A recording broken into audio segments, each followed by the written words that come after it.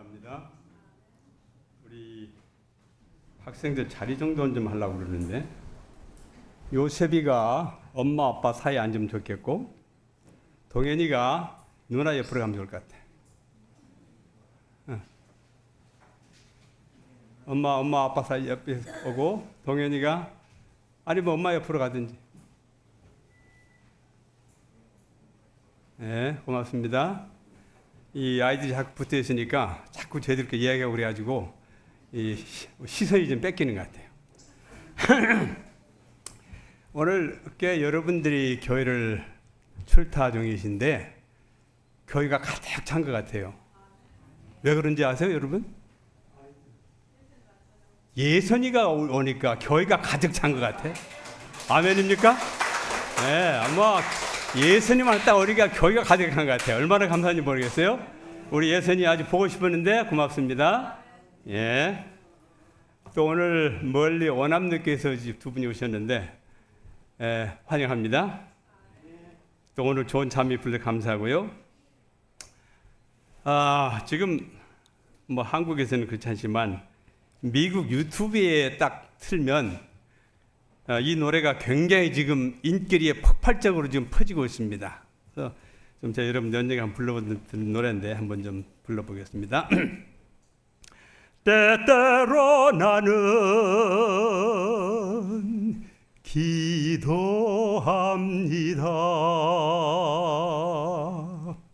여러분 기도하십니까? 때때로? 무엇을 기도하십니까? 주 오심이 오늘 되게 하소서. 때때로 나는 죽을 것 같아도 쇠하지 않는 소망으로 살아요. 오소서. 오래 기다렸어요.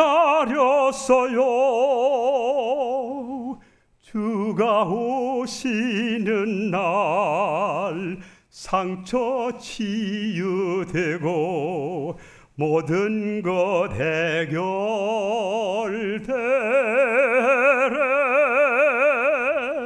지금 오셔서 모두 바꿔주소서.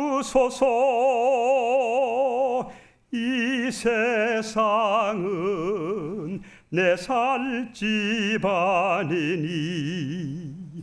주여 오소서.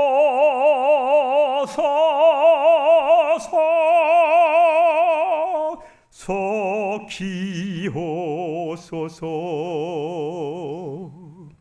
전쟁도 없고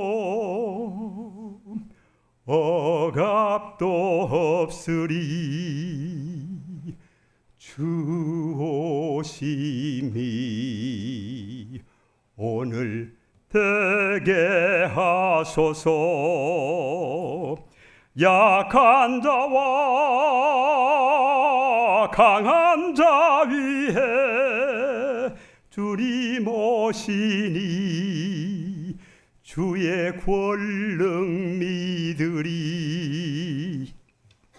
주 오시는 날 주 얼굴 배우리. 주님 앞에 너무 늦기 전에 모든 것 다 내려놓아라. 그대의 과거 용서해 주시리. 오소서. 오래 기다렸어요. 주가 오시는 날 상처 치유되고 모든 것 해결되래.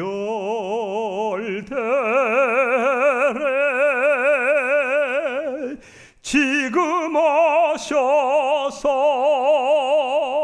모두 바꿔주소서. 이 세상은 내 살 집안이니 주여 오소서.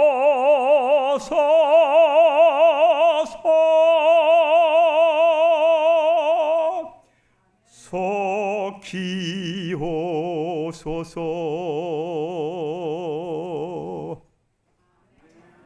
주님이 속히 오셨으면 좋겠습니다. 죄악 세상이 빨리 끝났으면 좋겠어요. 전쟁도 없었으면 좋겠습니다. 오늘 우리의 마음속에 성령께 역사하셔서 우리의 기도가 주의 오심이 오늘 되게 해달라는 그런 간절한 기도를 드렸으면 참 좋겠습니다. 여러분, 몸값이 얼마나 나갈 것이라고 생각하십니까? 여러분 몸뚱아리가 얼마나 가격이 갈 것 같아요? 생선값? 소고기 한 건값? 뭐 얼마나 갈 것 같아요? 좀 살펴보겠습니다. 또 천국은 좋은 진주를 찾는 상인과 같으니 그가 매우 값진 진주 하나를 찾아 가서 자기의 모든 소유를 팔아 그것을 샀느니라. 마태복음 13장 45절에 있는 말씀입니다. 또 16장 26절에는 너희가 온 세상을 다 얻고 영생을 잃는다면 그것이 무슨 유익이 되겠느냐? 그 무엇과 영생을 비교할 수 있겠느냐? 마태복음 13장 34절에는 예수님은 비유가 아니면 가르치지 않으셨다고 그렇게 기록이 되어 있습니다. 예수님께서는 늘 백성들에게 가르칠 때 비유를 들어서 설명하셨던 얘기인데요. 예수님께서 지상에 계신 동안 몇 가지의 비유를 들어서 백성들에게 가르치셨다고 생각이 되십니까? 몇 가지나, 비유 몇 가지나 들었을까요? 아십니까? 몇 가지나? 많지요. 기록에 의하면 약 40개 정도의 비유를 사용하셨다고 그렇게 기록이 됐는데, 마태복음 13장은 여러분이 잘 알고 많이 설교했고 또 들은 말씀이지만 비유가 계속 기록된 겁니다. 첫 번째 비유는 어떤 비유가 있어요? 씨 뿌린 자. 농부가 씨를 뿌리러 나가서 뿌릴세 하고 씨 뿌린 자 비유가 나와요.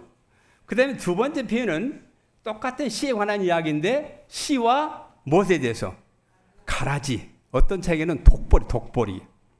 그 다음에 나온 비유가 겨자씨 한 알에 관한 비유입니다. 겨자씨는 씨 중에 가장 작지만 그것이 땅에 심겨져서 싹이 트고 커지면 그 나무가 커져가지고 많은 새들이 거기에 집을 짓고 길 가는 사람들이 그 그늘에서 쉰다, 그런 얘기 나옵니다. 그 다음에 가루 서말 속에 넣은 누룩에 관한 얘기가 나와요. 그 다음에 밭에 숨겨진 보화에 관한 이야기가 있습니다.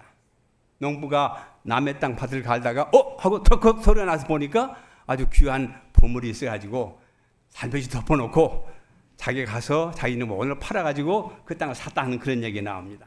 그 다음에 진주에 관한 비유가 나옵니다. 그럼 저는 읽은 성경절이죠. 어떤 사람이 값비싼 진주를 보고 돌아가서 자기가 가진 모든 소유를 다 팔아서 진을 샀다는 그런 얘기가 나옵니다. 그 다음에 물고기를 잡아가지고 좋은 것은 챙기고 나머지는 물에 던지는 그런 이야기가 나옵니다. 이 비유들은 천국에 갈 자격들, 천국에 갈 사람들, 그리고 심판에 대한 이야기를 다루는 이야기입니다. 여러분, 이 비유 가운데 꽤 많은 비유가 있는데 아까 말씀드린 40여 개의 비유가 있다고 그랬는데 마태복음 13장에 아마 7, 8개 비유가 나왔는데 그 비유 가운데 어떤 비유를 제일 좋아하십니까? 여러분 어떤 비유를 듣기를 좋아하십니까? 자, 씨 뿌린 자의 비유 가운데 나오는 밭이 여러 개가 있는데 여러분들의 마음밭은 어떤 밭입니까? 설교 많이 들으셨죠? 어떤 밭입니까? 길가에 있는 밭, 돌짝밭, 가시떨기가 우거진 밭, 아니면 옥토입니까? 오늘 여러분의 밭은 어떤 밭이라고 생각이 되십니까? 내 밭은 길가에는 밭이야. 내 밭은 돌이 많은 강원도에서 농사짓는 사람 보게 되면 돌이 얼마나 몰라요. 돌짝밭이야. 예수님께서 그 밭을 보시면서 산 언덕을 보시면서 이 말씀하셨어요. 그 다음에 어떤 밭은 엉겅퀴가 얼마나 많아왔는지 싹이 나자마자 죽어버리는 그런 밭. 아니면 옥토. 이런 문전옥답이면 문전옥답 들어보세요. 문전옥답. 그게 무슨 말입니까? 문전옥답. 밭이 너무 멀어도 그거 참 귀찮아요. 근데 바로 문 앞에 있으면 그게 문전옥답입니다. 여러분은 어떤 밭입니까? 여러분의 밭이 어떤 밭이며 여러분의 밭에서 얼마만큼 수확을 기대하고 계십니까? 예수께서 그 밭의 특징을 이야기하면서 뿌려진 씨가 어떻게 되는지 잘 설명하셨어요. 여러분 다 여러 번 들었기 때문에 제가 그걸 오늘 여러분들에게 설명할 마음이 없습니다. 특별히 강원도에 사는 사람들이 농사짓는 사람들은 아마 많이 경험하실 겁니다. 얼마나 돌이 많은지. 그 다음에 나오는 비유가 좋은 씨와 가라지입니다. 좋은 씨. 여러분 농사 지어보셨지만은 분명히 나는 어떤 좋은 걸 심었는데 어디서 누가 심었는지 그냥 이상한 것들이 얼마나 잘 크는지 몰라요. 내가 심어도 더 잘 커요. 여러분은 교회에서 어떤 씨앗으로 살아갑니까? 좋은 씨앗으로 성장을 계속합니까? 아니면 독보리로 가라지로서 성장을 계속하고 있습니까? 여러분은 예수님 심은 씨앗입니까? 아니면 원수 마귀가 심은 가라지입니까? 여러분은 예수님 편에 있습니까? 아니면 마귀 편에 있습니까? 또 여러분들은 어떤 추수에 포함될 것입니까? 요한계시록 보게 되면 두 가지 추수가 있는데 한 추수는 하늘 곳간에 들어지는 곡식으로 나타나는 추수가 있고 또 다른 한 추수는 불러 모아서 어떻게 해요? 지옥불에 던져서 불태워 살던 그런 얘기가 나오는데 오늘 우리가 저와 여러분이 어떤 선택을 하느냐에 따라서 우리의 추수가 우리의 운명이 달라진다는 얘기입니다. 그렇기 때문에 오늘 이 말씀을 듣는 여러분 모두가 다 마음속에 성령의 감화를 받아서 어떤 선택을 하느냐에 따라서 우리의 영원한 운명이 달라질 수 있다는 말씀입니다. 그 다음에 씨가 가장 작지만 일단 땅에 심겨지면 막 커가지고 큰 나무가 돼서 엄청나게 커지는 그런 나무에 대한 이야기가 있습니다. 여러분의 나무에 얼마나 많은 새들이 둥지를 틀고 있습니까? 그 다음에 여러분의 나무 그늘 밑에 얼마나 많은 길 가는 길손들이 숨을 돌리면서 쉬고 있습니까? 그 다음에 이제 아까 말씀드렸지만은 농부가 밭을 갈다가 쟁기로 갔다는 거예요. 쟁기로. 그런데 턱컹 하는 소리를 보니까 이거 보통 심상치 않은 그 상자가 있어요.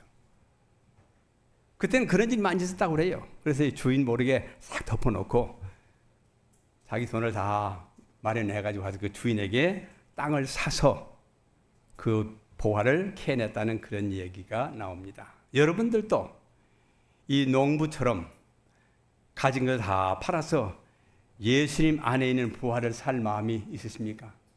모든 걸 희생할 그런 마음이 있으십니까? 여러분 일본하고 한국하고는 항상 앙숙입니다. 앙숙이에요. 근데 요즘 또 계속해서 나오는 얘기 뭐예요? 독도 문제예요. 독도 문제.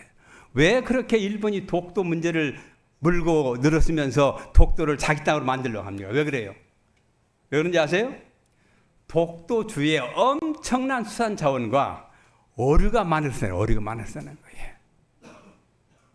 자기 욕심입니다. 그 다음에요. 그 다음에 나오는 이야기가 오늘 제가 여러분들 말씀드리고자 하는 값비싼 진주에 관한 얘기입니다. 진주는 어떻게 형성이 됩니까? 진주는 고통을 통해서 형성됩니다. 진주가 생성되기 전에는 그 진주의 원 재료는 거친 모래알입니다. 모래알이에요.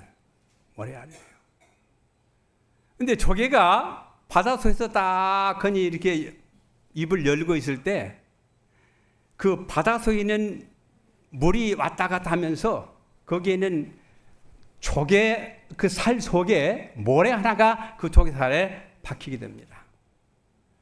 그 조개가 얼마만큼 아픔을 느끼는가 하면 여러분 무슨 일 하다가 눈 속에 뭐 하나 티가 하나 들어가게 되면 얼마나 아픕니까? 그 정도로 이 조개가 아픔을 느낍니다. 근데 사람들은 뭐 빼내기도 하고 병원을 뽑기도 하고 어떻게 하지만은 이 진주는 그럴 방법이 없어요. 조개가. 그래서 그 조개 살 속에서 이상한 특이한 액체를 만들어냅니다. 그래서 그 액체를 가지고 조개를 싸고 감싸서 그것이 단단하게 된 것이 진주입니다. 그래서 진주라고 하는 것은 고통을 통해서만 고통의 시간을 지난 후에만 진주가 형성이 됩니다. 고통을 감내하며 아름다운 품성을 형성한 주님의 백성을 구하기 위해 하늘을 포기하고 예수님께서 그분의 피를 주고 가장 귀한 진주를 산 이야기가 진주에 관한 비유 속에서 우리가 찾아볼 수 있는 의미가 됩니다. 이 비유 가운데 나와 있는 진주는 여러분과 나도 상징이 되지만 예수님 자신도 진주라고 말씀하셨습니다. 진주를 사는 그 상인이 그 값비싼 진주를 보고 자기가 가진 거 다 팔아서 진주 산 것처럼 우리가 만약에 진주 대신 예수님의 가치를 올바로 깨닫는다면 그 상인이 가진 걸 다 팔아서 진주를 산 것처럼 우리들도 그런 희생을 치러서라도 예수님을 모셔드리라 하는 그런 얘기입니다. 어떤 희생이 따르더라도 진주를 산 상인처럼 예수님을 모셔드려야 되기를 바랍니다. 여러분들 질문을 드리는데 여러분의 몸의 가치가 얼마나 되는지 알고 있습니까? 사람의 크기에 따라 다르겠지만은 여기 큰 사람 작은 사람도 있어요. 어린아이도 있어요. 요셉도 있어요. 요셉이도 있고. 요셉이는 값을 따면 별로 값이 많이 안 나갈 것 같아. 아주 작아서. 그런가 하면 아마 내가 이런 이야기 하면 예선이가 기분 나쁠 모르겠는데 예선이 값이 많이 나갈 수 있어요. 왜? 덩치 크니까. 우리 허장님도 값이 꽤 많이 나갈 것 같습니다. 네. 그런데 사람에 따라 다르지만은 그 육체를 가지고 이제 분해해서 만드는 값은 4만 원, 6만 원밖에 안 돼요. 4만 원, 6만 원. 비쌉니까? 별로 돈 많이 안 나가요. 뭐 요즘 쇠고기가 한 건에 얼마나 모르겠지만은 또 요즘 생선이 한 건에 얼마 뭐 한 마리에 얼마나 모르겠어요. 그죠? 그런 정도가 됩니다. 그러나 내가 우리 최관원 장로님한테 지난번에 김 집사님 수술할 때 비용이 얼마 드는 물어봤더니 잘 모르게 기억이 안 난다고. 우리 조 집사님 병원에 가서 이번에 돈 얼마 들었어요? 4만 원? 30만 원? 그 사실은 귀에 조그마한 콩알보다 작은 겁니다. 예, 그래서 세반고르기 하는데 그것이 문제가 있어가지고 이 균형을 못 잡고 어려움 당했다고 그러는데 몸 따지게 되면 4만 원 용병이 안 가는데 그거 고치기 위해서 얼마 들었어요? 그런데 그것도 대한민국의 의료보험이 있기 때문에 그만큼 들어간 거예요. 근데 의료보험이 없다면 훨씬 더 많이 들었을 겁니다. 오늘 좀 그래서 몸이 아파서 병원에서 이식을 한다고 해야 되면 돈이 얼마 되는지 찾아보겠습니다. 자, 한 아이가 그래서 내가 얘기를 하는데 그 어디 없어졌나? 여기 이걸 봐야 돼요. 심장 이식하는데 166만 4천 불, 약 21억 6천만이 드는 심장 이식 하나 하는데 여러분 굉장히 비싼 심장 가지고 있는 겁니다. 그 다음에 폐가 2개가 있는데 폐 2쪽 다 이식을 하게 되면 하나로 16억 8천만 원. 여러분 간이 나빠가지고 간 이식을 하게 되면 13억 6천만 원. 신장 오줌 잘 못 누고 소금 잘 못 건너가지고 이제 뭐 투상을 하죠. 그 신장 이식하는데 얼마요? 5억 7천만 원. 그 다음에 췌장, 팬크리아스, 췌장 하는데 4억 5천만 원. 그 다음에 여러분 각막, 이 눈에 있는 각막 하는데 3,900만 원에서 6,500원 들어간다고 그래요. 여기 계신 분 가운데 이런 우리 신체의 어느 부분을 이식하지 않고 살고 계신 것에 대해서 감사하시기 바랍니다. 하나님께서 우리에게 주신 기관들을 건강하게 잘 보관하면 이렇게 엄청난 돈을 들이지 않고도 건강하게 70년, 80년 살 수가 있습니다. 그렇게 하기 위해서는 하나님께서 주신 건강 법칙을 잘 지켜야 합니다. 먹는 것, 마시는 것, 생각하는 것, 보는 것, 운동하는 것 잘 하셔야 됩니다. 자, 지금 요셉이가 몇 살이요? 몇 살? 12살? 자, 최 집사님 요셉이 지금까지 키웠는데 돈 얼마 들었어? 계산해 봤어? 안 해봤어? 자, 통계에 의하면 미국의 경우에는 한 아이가 태어나서 대학을 졸업할 때까지 공립학교 가게 되면 약 6억 원. 그 다음에 만약에 사립학교 보내게 되면 7억 원이에요. 7억 원. 그래서 미국에서 사람들이 아이 낳지 않으려고 하는 이유가 뭐예요? 교육비 너무 많이 들어가니까. 돈이 엄청 많이 들어가요. 아마 우리 요셉이도 아마 대학 졸업할 때까지 이제 하면 돈이 꽤 많이 들어갈 건데 한번 봅시다. 한국에서는 아이가 태어나 대학에 졸업할 때까지 3억 원 들어간다. 3억 원. 우리 최 집사님 돈 많이 벌어야 되겠어? 아들 셋이나 되니 아들 셋을 키우려면 9억 원이에요. 9억 원. 예. 예.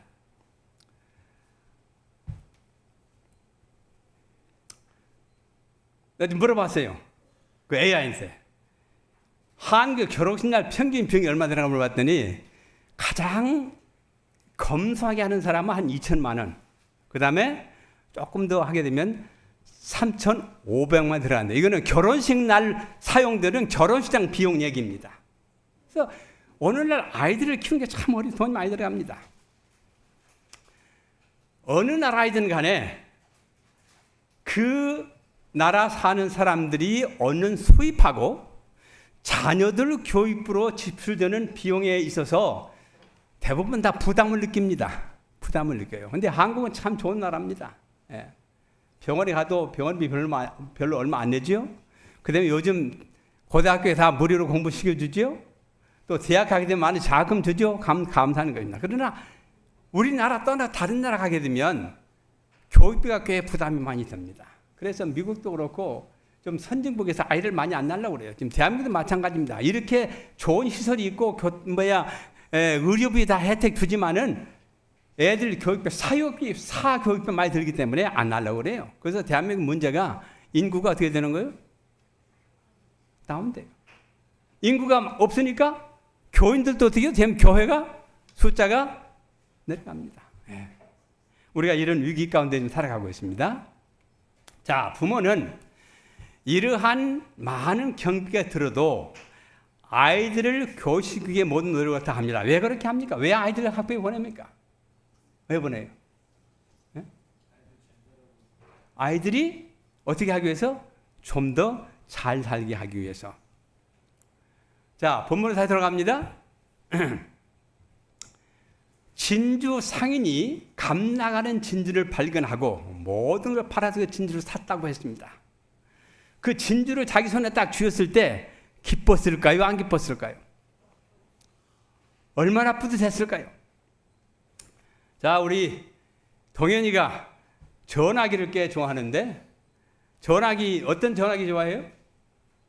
삼성? 아이폰? 꿈에도 그리는 아이폰 딱 손에 받아드는 순간 아이들이 어때요? 막 뜰 것 같아요. 그래가지고 밥 먹을 때도 아이폰, 길 갈 때도 아이폰. 요즘요 길 갈 때도 이러고 와 이러고. 밥 먹을 때도 하고 있어요. 어떤 뉴스에 보니까 이 부인이 남편, 아들 학교 전부 다 밥상 머리에 딱 하고 있으니까 스파게티를 해가지고요. 상에다 덮어놓고. 그 다음에 그 전화기 있죠. 전화기 다 뺐다가 삶아가지고 그걸로 반찬에서 먹으라고 그런 유튜브에 있는 거 봤어요. 요즘 그렇게 합니다. 예.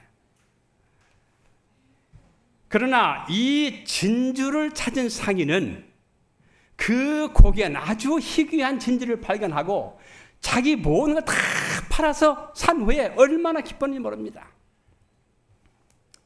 하늘에서 온 진주 상이신 예수님이 진주된 여러분을 그분의 피로 주고 샀는데 여러분과 나를 그 품에 안았을 때 얼마나 기뻐하실지 우리는 상상할 수가 없습니다.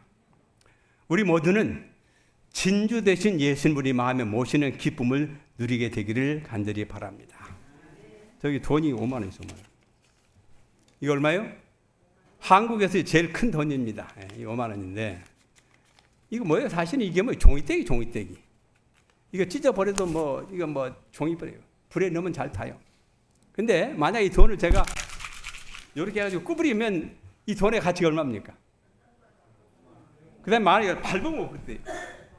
그 다음에 흙 묻었다면 흙이 잔뜩 묻었는데 이 돈 받을 사람 한번 돈 받아갈 사람 있어요? 받아가겠어요? 예. 왜? 아직도 5만 원 가치가 있기 때문에. 자, 오늘 여러분들은 아까 제가 말씀드릴 때 여러분의 가치가 몸뚱아리를 따지게 되면 4만 원에서 6만 원 되는데 예수님께서 보실 여러분의 가치는 priceless, 값이 없는 존재들입니다. 마치 진주를 한 상인이 자기 가진 모든 것을 다 팔아서 진주를 산 것처럼 그렇게 고귀한 가치가 있는 존재들입니다. 여러분, 얘기 다 나갔네요. 혹 우리 가운데 쎄돈 5만 원이었는데 인생을 살면서 다 구겨진, 막 구겨진, 짓밟힌, 더러운 것을 가득 범벅이 된 그런 사람, 죄에 빠진 사람들, 절반쯤 찢어진 그런 사람도 있습니까? 돈이 아무리 찢어져서도요, 이게 아무리 찢어져서도 은혜가 가게 되면 새거줍니다. 몇 년 전에 저희 집사람이 100불짜리 하나 하우스 가졌는데 그 돈이 좀 찢어지고 그래가지고 한국 은행 가니까 안 바꿔줘요. 그래서 그 돈을 100불이면 10몇만 원인데 그거 저기 할 수 없어서 제가 미국 갈 때 그 돈 가서 우리 아들한테 줬어요. 야, 이 돈 은행에 가서 좀 바꿔봐라. 그랬더니 은행에 돈을 줬더니 미국 은행 본점에 가서 이 돈을 검증한 다음에 보내드리겠습니다. 꽤 오랜 시간이 지났는데 아빠 돈 왔어? 하고 이제 돈 받았다고 그래요. 우리가 아무리 구겨졌어도 아무리 더러운 오점이 있다 하더라도 예수님께 나가게 되면 미국 은행에서 100발 다 하시는 것처럼 우리를 다시 만들어 줄 수 있다고 말씀하셨습니다. 여러분과 저는 세상 사람들은 무엇이라고 어떻게 평가할지 모르지만 마치 진주를 산 상인이 보는 것처럼 아주 고귀한 진주입니다. 정하지 말고 예수님 품에 안겨 영원한 기쁨을 누리는 우리가 되기를 바랍니다. 시간이 좀 있으니까 한 이야기를 하겠는데요. 미국에서는 노예시장. 그것도 경매로 파는 노예시장.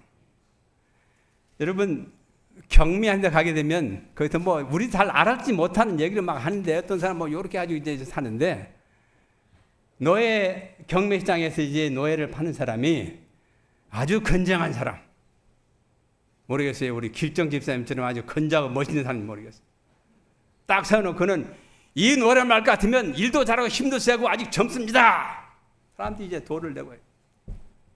근데 꽤 나이 드신 할아버지가 그 노예를 샀습니다. 샀는데 이 노예가 뭐라고 하면 할아버지 잘못 생각하셨습니다. 저를 잘못 사셨어요. 제가 할아버지 집에 가서 일 안 할 겁니다. 절대 일 안 할 겁니다. 제가 그냥 뭐만 부려요? 일 안 하고 좀 놀겠습니다. 근데 한 명도 안 하시고 할아버지가 아주 비싼 마차이거를 싣고 갔어요. 꽤 시골에 있는 큰 저택입니다. 가면서 야, 이 많은 땅 이거 나 혼자 죽어놨구나. 어떻게 내 이렇게 하나. 집을 보니까 이게 엄청나게 큰 집이에요. 아이고 이거 청소만 해도 하루 종일 걸리겠네. 근데 이 할아버지 아무 말도 하지 아니하시고 들어오너라. 보통 종은 한국에는 사랑방에 사는데 대골 같은 안을 딱 데려가는 거예요. 의리의리해요. 천장 얼마나 몰라요. 여기 앉거라. 그 다음에 이제 하인을 시켜가지고 아주 멋진 밥상을 차려놓고 같이 먹자 하는 거예요. 할아버지 아무리 이렇게 해봐야 소용없습니다. 나는 일 안 할 겁니다. 괜찮다. 이제 밥을 먹고 난 다음에 할아버지가 노예 경배에 산 문서를 가지고 와서, 자, 여기 노예 문서가 있다. 내가 너를 산 것은 너를 노예로 삼기 위해서 산 것이 아니다. 나에게는 아들이 없다. 내가 너를 산 것은 너로 하여금 나의 아들로 삼기 너를 샀다. 믿어도 됩니까? 정말입니까? 할아버지가 노예 문서를 찢어버렸어요. 오늘부터 너는 일하지 않아도 된다. 하인들이 많이 있다. 일하도 되니까 너는 그저 내 아들로서 열심히 살아가라. 이 노예가 할아버지 앞에 무릎 꿇고 눈물을 흘리면서, 할아버지, 내가 내 평생 죽도록 몸 아끼지 않고 섬기겠습니다. 그래서 그는 그 아버지의 아들이 돼서 평생을 노예가 아니라 아들로서 아버지를 섬겼다는 아름다운 얘기가 있습니다. 오늘 우리 형편은 어떻습니까? 내놓을 것이 아무것도 없어요. 그러나 진주를 발견한 상인처럼 우리 안에 있는 가능성을 보시고 가장 엄청난 대금, 그분의 보혈을 흘려서 사셔가지고 우리를 아들로 삼아 주셨습니다. 우리 예수님을 받아들이시기 바랍니다. 우리가 어떤 추수에 가담할 것이냐는 것은 오늘 저와 여러분이 어떤 선택을 하냐에 달려있습니다. 우리 젊은이들, 우리 학생들, 핸드폰 좋아요. 그러나 예배 드릴 때는 말씀 들어야 됩니다. 오늘 우리가 어떤 선택에 따라서 우리 운명이 달라집니다. 제가 바라기는 진주 상인이 진주를 살 때 모든 투자하신 것처럼 우리 예수님께서 온 하늘을 포기하고 이 땅에 우리를 사셨는데, 이 노예 경배장에서 나는 일 안 하겠다고 했지만은 자기를 산 그 할아버지가 너의 것을 찢어버리고 자유를 주고 아들을 삼았을 때 그의 몸, 마음, 모든 걸 다 바쳐서 하루를 섬긴 것처럼 우리도 예수님을 섬기면서 주의 오심을 준비하셔야 되기를 바랍니다.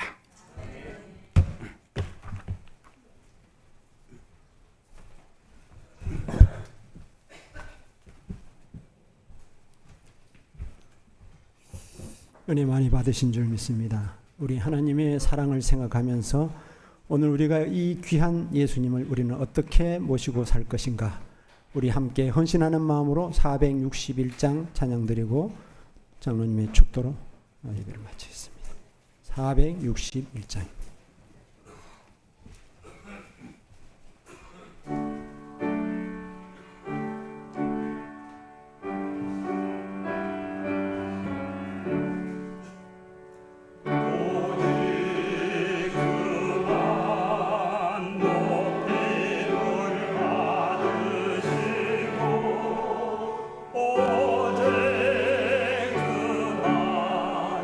내 앞에 계신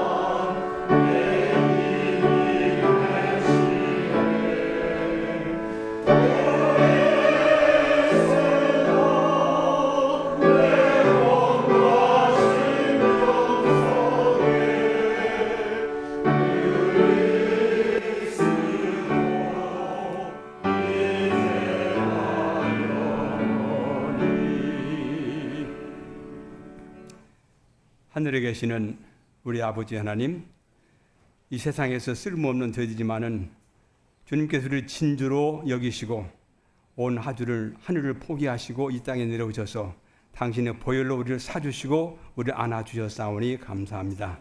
주님 저버리지 않게 도와주시고 주님 위해서 충성 다하게 도와주시고 주님 오실 때 준비되어서 하늘 곳간에 들어지는 아름다운 곡식들이 되도록 축복해 주시고 우리가 사는 날 동안 우리 모든 필요를 채워주시고 모든 위험과 사회수를 지켜주시고 주님 오실 때 꼭 주님 맞이할 수 있도록 축복해 주시기를 예수님의 이름으로 간절히 기도드리옵나이다. 아멘.